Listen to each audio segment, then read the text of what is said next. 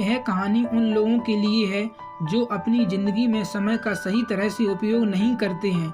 समय का महत्व समझना बेहद ज़रूरी होता है। ज़िंदगी में हमें जो हासिल करना होता है वो हमें सही वक्त पर हासिल कर लेना चाहिए, क्योंकि ज़िंदगी मौके कम और धोखे ज़्यादा देती है। समय हाथ से निकलने के बाद केवल हमारे पास पछतावा ही रहता है। जब हम उस गुजरे समय पर पछताते हैं तब भी हमारा समय ही गुजर रहा होता है। एक दिन स्वामी विवेकानंद जी नदी के किनारे नाव का इंतजार कर रहे थे।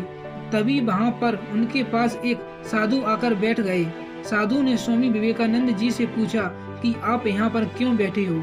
स्वामी विवेकानंद ने कहा कि मैं यहाँ पर नाव का इंतजार कर रहा हूँ।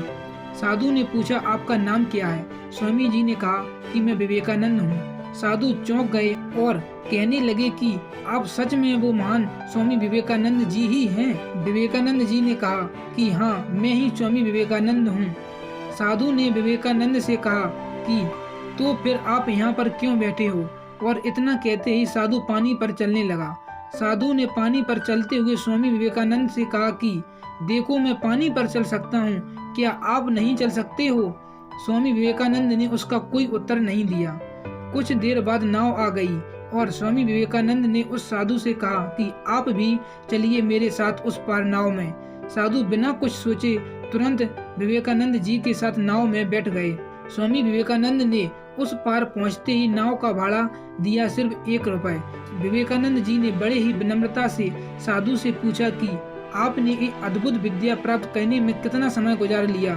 साधु ने कहा कि मैंने ये विद्या प्राप्त करने में 15 साल व्यतीत किए हैं, तब जाके मुझे ये विद्या प्राप्त हुई है। स्वामी विवेकानंद ने साधु से कहा कि आपने जो विद्या प्राप्त की है उस विद्या के लिए केवल 50 पैसे देकर आप इस पार से उस पार जा सकते हो।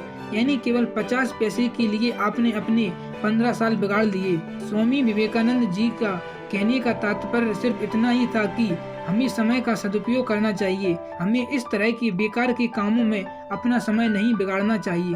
किसी ने क्या खूब कहा है, वक्त कहता है मैं फिर न आऊंगा, क्या पता मैं तुझे हंसाऊंगा या फिर रुलाऊंगा। जीना है तो हर पल जी ले, क्योंकि मैं इस पल को अगले पल तक न रोक पाऊंगा।